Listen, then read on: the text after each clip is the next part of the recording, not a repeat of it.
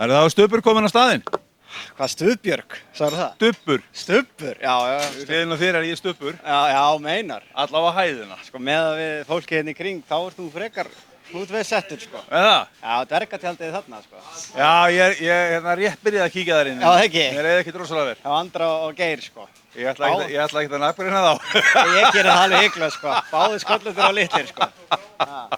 Nákvæmlega. Ef þú situr þá saman, þá eru jafn hár ég. Ef Geir tekur Andra háist, Ég er samt ekkert alveg viss. Ó, heldur ekki? Heldur að ná ekki einu sinni? Ég held að þau skulle eða annað fyrir upp á hins. Nei, ok, þetta hljómaði ekkert nógu vel. Við erum ekki með næra út í það.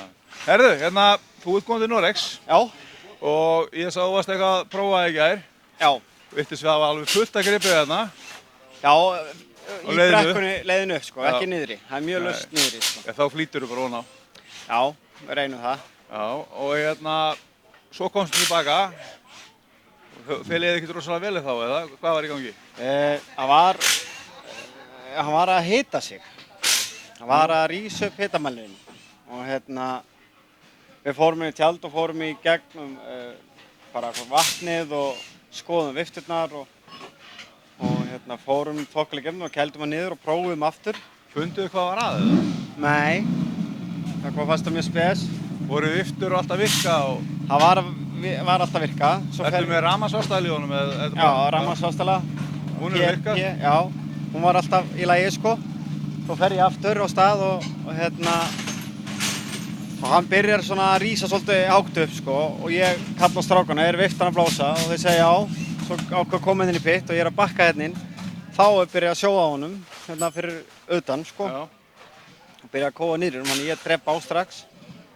Og við förum í gegn. Gegnum að þá viftan að blása en bara mjög á dattun út bara við og við.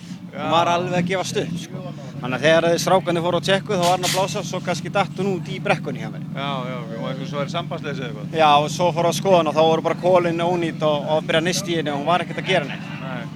Þannig að við, Þór Björg okkur með viftu, átti alveg eins og við skiptum hana og hreinsum vaskassan ver. Það er ennþá angangan úr mýrinni í henni, sko, þó ég hafa nú alveg vel smúlað þetta.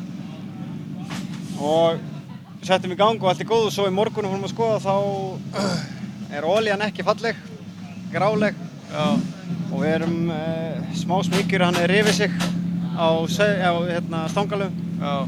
Þannig að við erum á fullu núna að rífa pörrun undan og skoða legur og vona það besta, annars þarf að hlaupa hérna í bíltíma og kaupa stangalögur og fara að skipta fyrir keppni. En nóg að skipta legurnar eða Hann byrjar alltaf að rífa sig fyrst á stangalögum á hann fyrir höfuðlögurnar, sko. Hann fyrir gegnum höfuðlögurnar fyrst, smurður þrýstingunum og síðan í stangalögurnar. Og það er ysta legan sem er lengst frá olíudælunni sem fer alltaf fyrst. Þannig við ætlum að byrja að opna hana og ef hann ekki byrja að rífa sig alveg í kopar, þá getum við látið að slæta. En ég þori bara ekki að taka sensinn upp á að ég endi milljón-krónu brasi varalhutaði og viðgerð í bílum ef að frekar reyna að koma í fyrir þetta. Þetta eru 2 keppnir. Ég er ekki viss með þennan dag, sko, ef að hann er farin að rífa sig. Já, bara. En þá ætlum við að fara á fullt að reyna að laga það. Þannig að við verðum allan að koma til í lag á morgun. Sem sagt, ef við rífum upp Ameríku, ætlar að hlaupa á bílastæðin hérna líka og leita af... Já, eins og varalhut. Já. Einhver stangalega hérna. Nei, Sveifarás.